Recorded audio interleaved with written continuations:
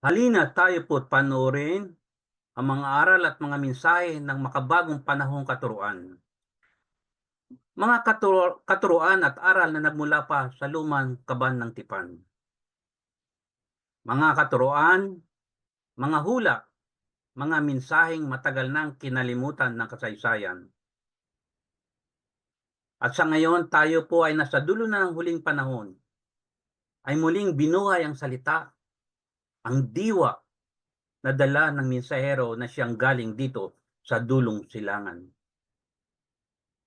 Mga kaalamang lumipas, libo-libong taon na ang nakakaraan. At ngayon ay muli matutunghayan, dala ng mga mensaheng ating pag-aaralan. Ihanda ang ating sarili, buksan ang ating diwa, pansinin at timbangin ang mga katuroang, bigyan diin ang mga aral na matututuhan, mga aral at mga katotohanan na siyang magpapalaya sa ating nakaraan.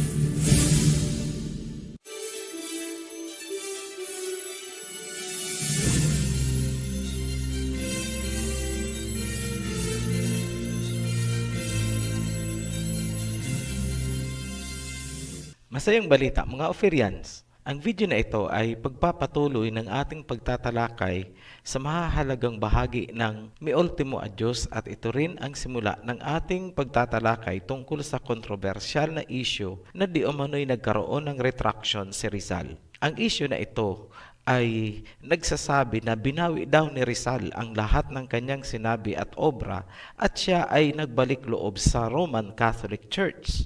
Maraming kumikilala at ipinagmamalaki ang kadakilaan at kabayanihan ni Rizal. Ngunit nakakalungkot dahil maraming hindi nakakaalam ng tunay na pagkatao ni Rizal. Kailangan niyong maunawaan ng mabuti ang mahalagang nilalaman ng huling paalam para alam nyo kung may katotohanan ba o wala ang sinasabing retraction.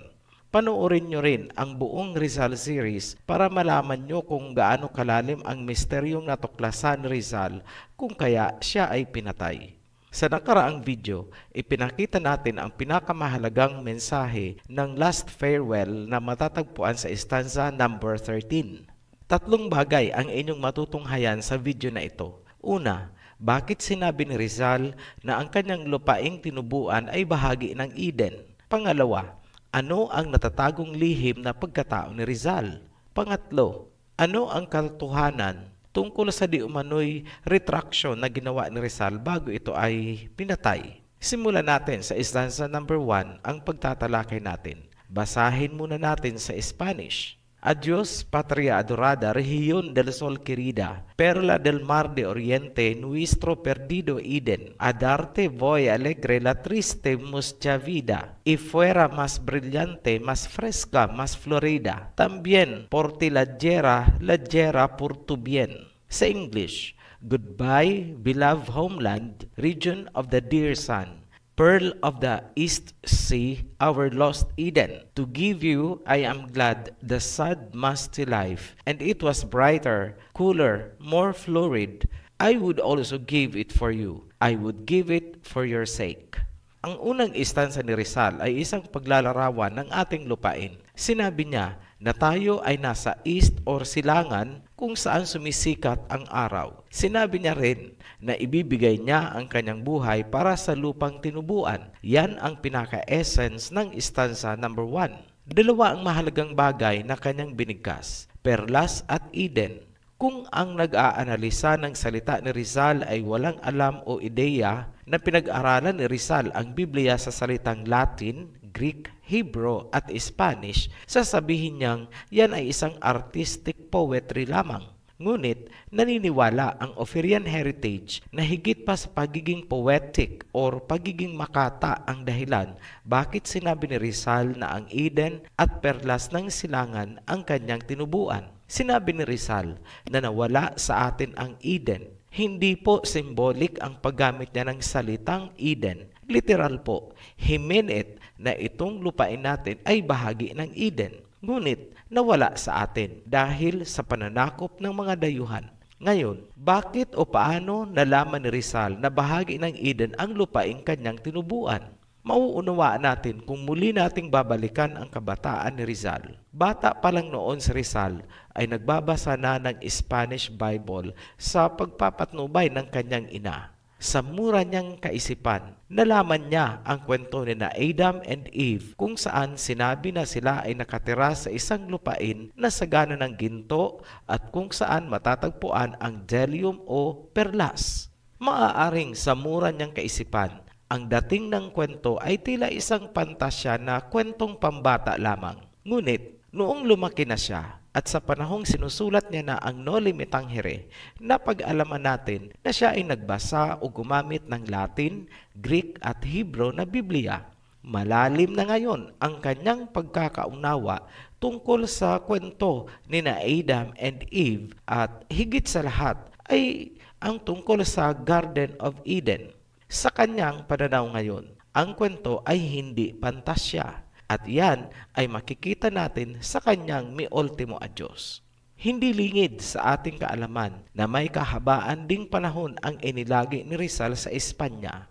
Alam din natin na likas kay Rizal ang pagiging inquisitive o pagiging maurirat, lalo na kung pag-uusapan ang kasaysayan ng ating lupain. Posibleng natagpuan ni Rizal ang pamosong Turin Beatus Mapa Mundi of the 12th century na ginawa sa Catalonia, Spain. Nakalahad sa mapa na sina Adam and Eve ay nakatira sa Land of Gold sa silangang bahagi ng Asya. Sa puntong ito, hindi pa siya makakapag-conclude. Kailangan niya pa ng karagdagang impormasyon. Ang Turin Beatus Mapa Mundi na nasa Espanya ay isang reproduction ng Beatus Mapa Mundi na matatagpuan naman sa Bibliothèque Nationale ng Paris. Ang original na material ay tinawag na Saint Sever Beatus, also known as Apocalypse of Saint Sever. Meron ding kopya sa Turin, Italy. Lahat ng lugar na ating nabanggit kung saan matatagpuan ang mga materyales na yan ay napuntahan ni Rizal.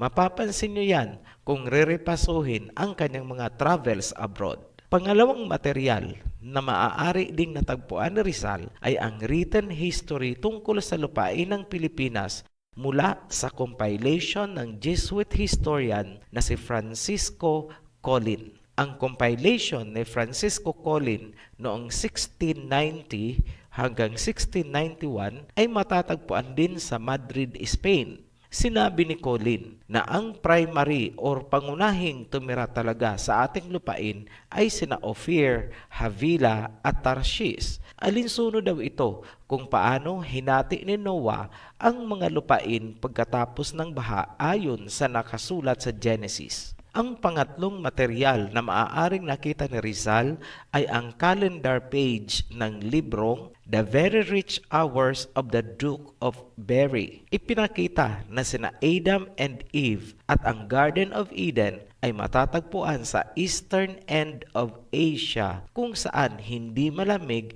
at hindi mainit ang klima. Yan ang tatlong dokumento na posibleng nakita ni Rizal at pawang naglalahad na ang Garden of Eden ay nasa silagang bahagi ng Asya. Isa na lang ang natitirang dapat niyang gawin. Ito ay ihambing ang mga historical documents na kanyang natagpuan sa sinasabi ng Biblia. Kaya huwag kayong magtataka bakit may Latin, Greek at Hebrew Bible si Rizal noong sinusulat niya na ang Noli Me Tangere. Sa kanyang pagbabasa, madadaanan niya ang nasusulat sa Genesis chapter 2 verse 11. The name of the first river is the Pishon. It winds through the entire land of Havilah where there is gold. Na-establish ni Rizal na ang Havilah ay nauugnay sa Pison River at ang Pison River ay nauugnay sa Garden of Eden at ang Garden of Eden naman ay nauugnay kina Adam and Eve. Sa pagpapatuloy ng kanyang pagbabasa ng Genesis, madadaanan niya ulit ang salitang Havilah bilang anak ni Joktan. So, dalawa na ang alam niya tungkol sa salitang Havilah. Ito ay isang lugar kung saan matatagpuan ang Garden of Eden at ito ay pangalan din ng tao na tumira sa lupaing tinawag na Havilah. Sa hermeneutics, ang salitang Havilah ay nauugnay sa pangalan ni Eve dahil sa salitang Hebrew na Hava. Samantala, matatagpuan sa Genesis ang mga genealogy ng lahi ni Noah. Dahil mahaba po ito at out of context sa miultimo a Diyos, magsimula na lang tayo kay Shem. Para sa dagdag na kaalaman, pag narinig nyo po ang mga salitang Shemite, Semite, at Semitic, lahat po yan ay tumutukoy sa lahi ni Shem na anak ni Noah. Mula sa lahi ni Shem, lumabas si Eber. Ito namang si Eber ang itinuturing na pinakaama ng mga Hebrews o Hebreo na susulat sa Genesis chapter 10 verse 25 at sa 1 Chronicles chapter 1 verse 17 hanggang 27. And unto Eber were born 2 sons. The name of one was Peleg, for in his days was the earth divided, and his brother's name was Joktan. Sa verse 26, and Joktan begat Almodad, and Sheleph, and Hazarmavet, and Jira, and Haduram, and Uzal, and Dikla, and Obal, and Abimael, and Sheba, and Ophir, and Havilah, and Jobab. All these were the sons of Joktan, and their dwelling was from Misha, as thou goest unto Sephar, a mount of the east. Huwag po kayong malilito sa mga pangalang Havilah at Sheba. Dalawa po ang Havilah. Yung isa ay yung anak ni Cush na mula naman kay Ham at nauugnay sa Africa. Yung isang Havilah naman ay anak ni Joktan galing sa bloodline ni Shem at ito ang nauugnay sa Oriental race. Ganon din ang pangalang Sheba. May isang Sheba mula sa bloodline ni Ham na nauugnay din sa Africa. Yung isa namang Sheba ay anak ni Joktan mula sa bloodline ni Shem at ito ang nauugnay sa Oriental race. Sa madaling salita, iba ang Havilah at Sheba sa Africa ni Ham, iba naman ang Sheba at Havilah sa Asya. Ang nasa Asya ay mga anak ni Joktan mula sa bloodline ni Shem. Ang mga Ophirians ay galing kay Shem, kaya tayo ay mga Shemites, Semite o Semitic. Ang Ophirians, ang Jacob Israel at ang Messiah ay mga Shemite or Semitic dahil nagmumula kay Shem. Maituturing natin na ang malaking bahagi ng Asya ay Semitic. May malaking katanungan lang tayong dapat harapin dahil tila ito rin ang pinagdaanan ni Rizal. Kailan ba inilapat ang salitang Havilah patungkol sa ating lupain? Ang mga posibleng sagot ay: una, noong nilikha sina Adam and Eve dahil sa salitang Hava or Eve. Pangalawang posibleng sagot ay noong dumating dito sina Havilah at Ophir, at ang huli o pangatlong sagot ay noong sinulat na ang Genesis. Mahabang panahon ang agwat ng mga pangyayaring yan. Naniniwala ang Ophirian heritage na ang salitang Havilah ay inilapat noong sinulat na ni Moses ang history. Paano namin yan nasabi? Ganito po yun. Ang Genesis ay isang history na sinulat ni Moses. Kung papansinin nyo, napakaraming lugar ang hindi napangalanan sa Genesis.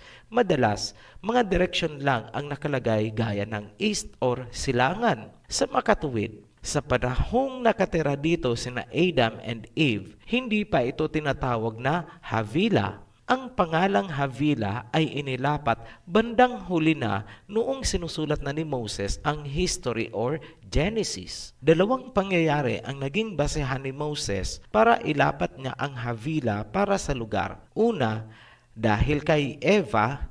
Pangalawa, dahil dito tumira si Havilah na anak ni Joktan kasama ang mga kapatid niyang sina Ophir at Sheba. Sumama din si Tarshish mula sa lahi ni Japhet. Kaya huwag kayong magtataka bakit sa panahon ni King Solomon, itong lupain natin ay tinatawag ding Ophir, Havilah, Sheba at Tarshish. Isang group of islands lang po ang tinutukoy. Tatalakayin natin yan ng hiwalay dahil mapapalayo po tayo sa topic.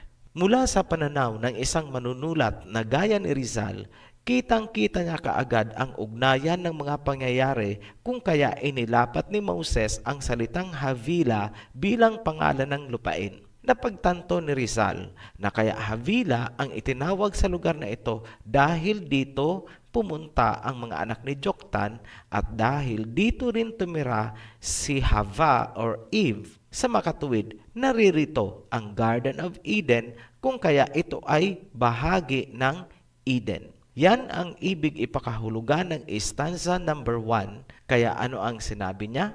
Ibibigay niya ang kanyang buhay para sa lupang tinubuan, para sa Eden. Dumako naman tayo sa stanza number 9. Pinipili lang po natin yung mga pinakamahalagang parte ng Mi Ultimo Adios. Basahin ko po sa Spanish. Ora por todos cuantos morieron sin ventura, por cuantos padecieron tormentos sin igual, por nuestras pobres madres que gimen su amargura, por huérfanos y viudas, por presos en tortura, y ora por ti que veas tu redención final. Pray for all who died without success, for how many suffered torments like no other, for our poor mothers who groan their bitterness, for orphans and widows, for prisoners in torture, and pray for you to see your final redemption. Sa Tagalog parang ganito po. Manalangin para sa mga namatay. Gaano kadami na ang nagdusa sa pasakit na walang kapantay. Para sa ating mga mahihirap na ina na humagulhol sa kanilang kapaitan. Para sa mga ulila at byuda. Para sa mga bilanggo na pinahihirapan. At manalangin para makita nyo ang inyong huling pagtubos. Inilarawan ni Rizal kung ano ang sinapit ng mga Pilipino na nakikipaglaban para sa lupang tinubuan. Maraming namatay na bilanggo at naulila sa ilalim ng pinagsamang kapangyarihan ng Espanya at Roman Catholic Church. Alam naman nating lahat sa pangalan pa lang na ang pananampalatayang ito ay mula sa Roma. Dumako tayo sa stanza number 10. Y cuando en noche oscura se envuelva el cementerio, y solo muertos queden velando allí, no torbes su reposo, no torbes el misterio, tal vez acordes wigas de cetara o salterio. So yo querida patria, yo que te canto a ti. Sa English, and when in dark night the cemetery is wrapped, and only dead are watching there, do not disturb the rest, do not disturb the mystery. Maybe the chords you hear, zither or psaltery, it's me, dear country, I sing to you. Sa Tagalog, at kapag sa dilim ng gabi, ang sementeryo ay nabalot na, at ang mga patay na lamang ang duoy nakamasid, huwag abalahin ang kanilang pamamahinga. Huwag gambalain ang misteryo, marahil ang himig na inyong maririnig, sitara o salteryo, ito ay sa akin, mahal na bansa, umaawit ako sa iyo. Sinabi ni Rizal, huwag sisirain ang alaala at misteryo ng mga yumao. Sa madaling salita, respetuhin natin ang pagkatao at ang mga nagawa ng mga yumaong nagbuwis ng buhay para sa Eden na kanyang lupang tinubuan. Sa istansang ito, ipinakilala ni Rizal ang kanyang sarili. Pansinin niyo ang sinabi niyang, "Kapag nakarinig kayo ng sitara o salteryo, ako yan ginigiliw kong bansa, inaawitan ko kayo." Tanong, ano po ba ang sitara o salteryo? Sa English ito ay zither or salteri. Sa Asya, ang sitara or zither ay isang portable o pwedeng bitbitin na musical instrument. Huwag pong magkakamali, ang sitara po ay hindi gitara. Ang sitara ay mas popular sa mga inchik mula noon hanggang ngayon dahil yan ay bahagi ng kanilang sinauna o ancestral musical instrument at tinawag nilang guzheng. Ang guzheng ay naging ancestral music din ng maraming bansa sa Asya kasama ang Japanese koto, Korean gayagyum, Mongolian hyatga, Vietnamese dantran, at ang Indonesian Sundanese kakapi. Ang guki naman ay isa pang uri ng sitara, ngunit iba siya sa guzheng. Saan ba nagsimula ang guzheng? Ang pinakasinaunang sitara or zither sa Asya ay ang se na kapanahunan pa ni Confucius. Ang guzheng ay naging prominenteng gamit noong Qin Dynasty na nasa taong 221 hanggang 206 BCE. So, ibig sabihin, bago pa man isilang ang Misaya, ay ginagamit na ang guzheng.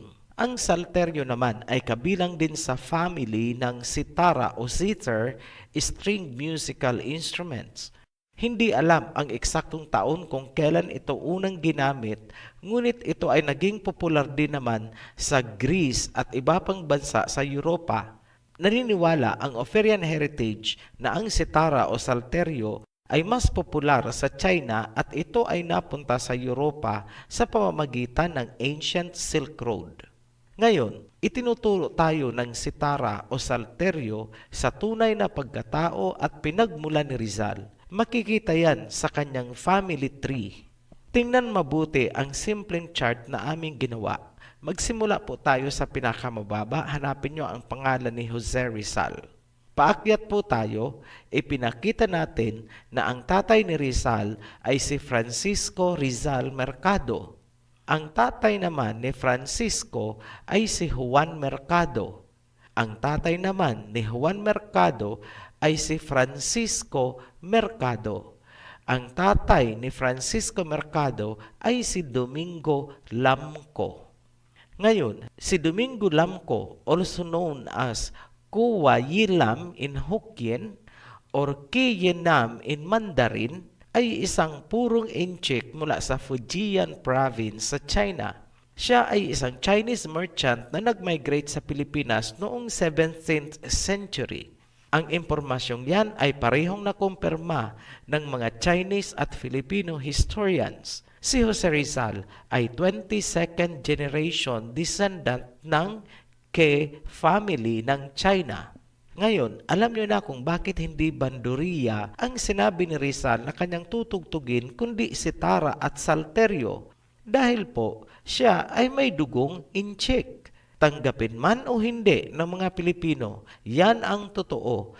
May halong dugong inchik ang bumuhos sa Luneta. Bilang paggunita sa kabayanihan ni Rizal para sa mga Pilipino, nagtayo ang China ng monumento ni Rizal sa Xinjiang, Fujian Province. Ayon sa Philstar, ito ang pinakamalaking Rizal Park sa buong mundo na nasa labas ng Pilipinas. Ngayon, dumako naman tayo sa stanza number 11. Y cuando ya mi tumba de todos olvidada, no tenga cruz ni piedra que marquen su lugar. Deja que la are el hombre, la esparza con la azada, y mis cenizas antes que vuelvan a la nada, el polvo de tu alfombra que vayan a formar. And when my grave of all forgotten It has no cross or stone that mark its place. Let her be the man, spread her with the hoe, and my ashes before they come back to nothing. The dust on your carpet they will form. Tagalugin po natin. At kapag nakalimutan na ang aking libingan, wala itong cross o batong marka sa lugar na kinalalagyan. Hayaan ang sinuman na ikalat gamit ang asarol. Ang aking alabok bago bumalik sa kawalan at maging sa inyong alfombra ay maging alikabok na namuuna. Sa stanza number 11, inilarawan ni Rizal ang maaaring mangyari sa paglipas ng mahabang panahon na kahit ang kanyang libingan ay walang marka at makalimutan na. Hayaan daw ang sinuman na ikalat ang kanyang alabok dahil hindi nga alam na doon pala siya nakalibing. Tila kinutuban si Rizal na ganyan ang gagawin sa kanya ng simbahang Katoliko at nagkatotoo nga ang kanyang premonition. Siya ay inilibing sa Paco Cemetery na wala man lang kabaong, walang seremonya, walang palatandaan, wala kahit ano. May ikukumpara natin si Rizal sa isang salvage victim sa kalagayan o pangyayaring yon. Inilihim ang kanyang pinaglibingan para mabaon na siya sa limot. Natagpuan ang kanyang labi sa pagsusumikap ng kanyang nakababatang kapatid na si Narcisa. Ginalugad nito ang mga sementeryo sa Manila upang hanapin kung saan inilibing ang kanyang kuya. Nakakalungkot na pangyayari. Isang aksidente lamang na napansin ni Narcisa na may mga gwardya o civil guard sa gate ng Paco Cemetery at kinutuban siyang baka doon inilibing ang kanyang kuya. Ginalugad niya ang sementeryo hanggang natagpuan niya ang sariwa pang pinaglibingan.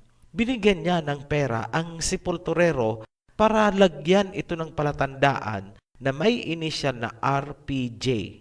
So ito pong RPJ is isinulat na pabaliktad ng JPR na ibig sabihin ay Josepe Rizal.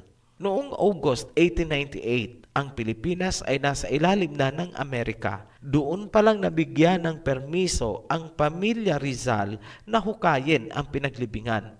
Nakilala nila ang damit at sapatos ni Rizal. Dumako na tayo sa stanza number 12.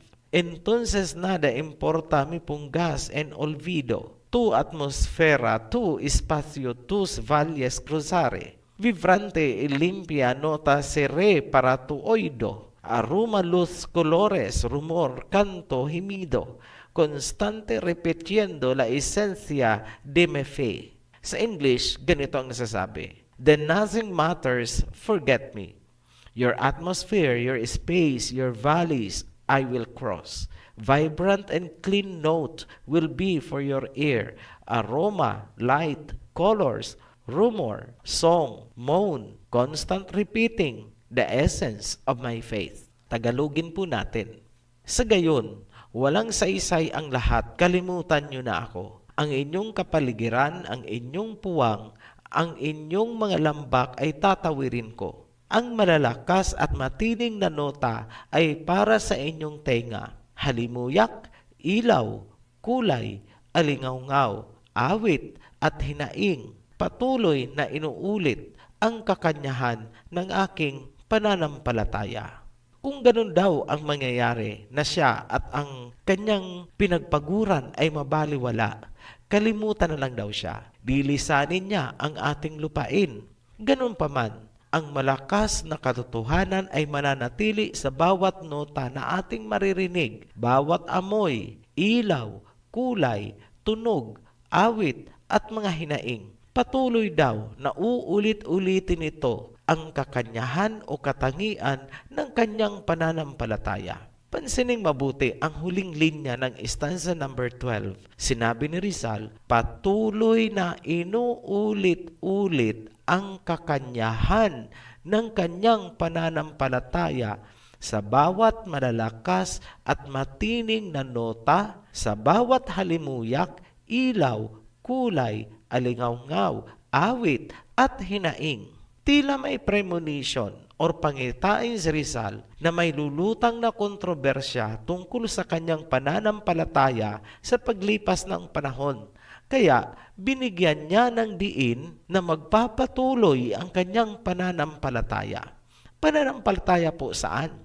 Sa nakaraang video, ipinaliwanag natin ang stanza number 13 kung saan may sinabi si Rizal na merong pananampalatayang pumapatay. Yun ang pumatay sa Gumbursa at yun din ang pumatay sa kanya. Ngayon, puntahan natin ang retraction.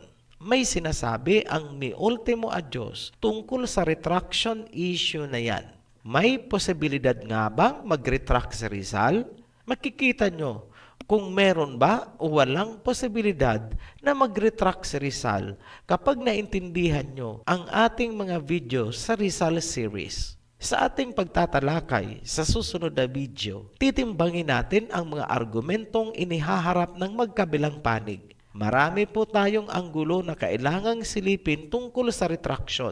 Hindi lang ang sitwasyon ni Rizal ang ating titingnan, kundi pati rin ang sitwasyon ng kanyang pamilya. Higit sa lahat ay ang nilalaman ng mi ultimo adios na kung mauunawaan ay magbibigay ng tuldok sa issue. Muli kaming nagpapasalamat sa mga patuloy na nagsusubaybay sa ating serye. Welcome po para sa mga bagong subscribers natin. Kung sa tingin nyo ay may katuturan ang ating mga inilalahad sa video, mangyari po na paki-like at paki-share din para marami ang makapanood. Hanggang sa muli, be blessed, Ophirians! Maraming pong salamat sa inyong panunood. At kung meron po kayong natutuhan, please share the video link. At kung may mga katanungan na nais malaman, please contact ang link na nasa baba nito. Maraming pong salamat. Sa muli, umayo po tayo na may kapayapaan.